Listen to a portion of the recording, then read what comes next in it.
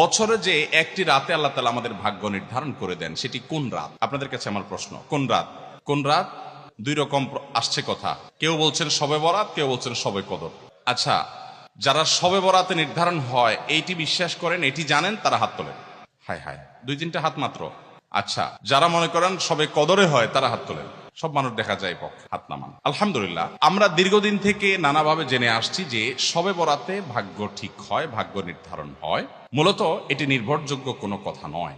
নবী করিম সাল্লাল্লাহু আলাইহি সাল্লাম থেকে বিশুদ্ধ কোনো হাদিস দ্বারা এরকম কোনো কিছুই বর্ণিত হয়নি। বরং সূরা দুখান আয়াত নম্বর 3 এবং 4 যদি আমরা পড়ি, তাহলে আমরা নিশ্চিত হই যে আল্লাহ রাব্বুল আলামিন বান্দার ভাগ্য সারা বছরে নির্ধারণ করেন হলো শবে কদরে, লাইলাতুল কদরে। আল্লাহ সুবহানাহু ওয়া তাআলা 3 নম্বর আয়াত সূরা দুখান, সেখানে আল্লাহ বলেছেন, ইন্না আনজালনাহু ফি লাইলাতিন মুবারাকাতিন ইন্না কুন্না মুনদিরিন। এরপরের আয়াতে 4 নম্বর আয়াতে আল্লাহ বলেছেন, ফিহা ইউফরাকু কুল্লু আমরিন হাকিম।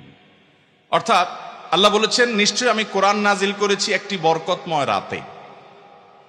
আমি মানুষকে সতর্ক করছি এই কোরআন নাজিলের মাধ্যমে, যেন তারা ভুল পথে না যায়। এই কোরআন সতর্ককারী। তো কোরআন নাজিল করেছেন আল্লাহ তাআলা বরকতময় রাতে, এই আয়াতে আল্লাহ বলেছেন। এরপর আয়াতে আল্লাহ বলেছেন ফিহা, মানে যে রাতে কোরআন নাজিল হয়েছে ওই রাতেই, প্রতি বছর ওই রাতেই ইউফরাকু কুল্লু আমরিন হাকিম, সকল গুরুত্বপূর্ণ বিষয়গুলো ধার্য হয় সে রাতেই, যে রাতে কোরআন নাজিল হয়েছে। এবার প্রশ্ন হলো, কোরআন নাজিল কোন রাতে হয়েছে?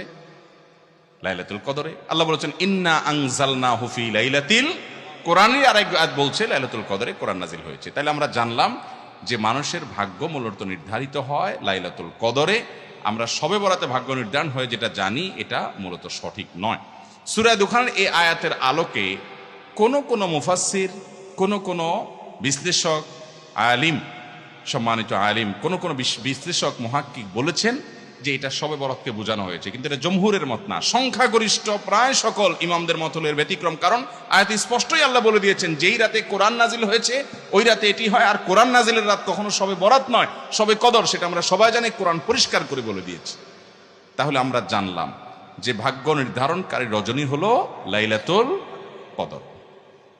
শবে বরাত এটি ভাগ্য নির্ধারণকারী রজনী, এ মর্মে একটি রেওয়ায়েত বা একাধিক রেওয়ায়েত পাওয়া যায়, কিন্তু সেগুলো কোনোভাবেই গ্রহণযোগ্যতার মানদণ্ডে উত্তীর্ণ নয়। এর বিপরীতে কোরআনের স্পষ্ট আয়াত রয়েছে এবং সংখ্যাগরিষ্ঠ মুফাসসির এবং কোরআন বিশ্লেষকদের মতামতগুলো রয়েছে যে লাইলাতুল কদরেই আমাদের সারা বছরের ভাগ্য নির্ধারণ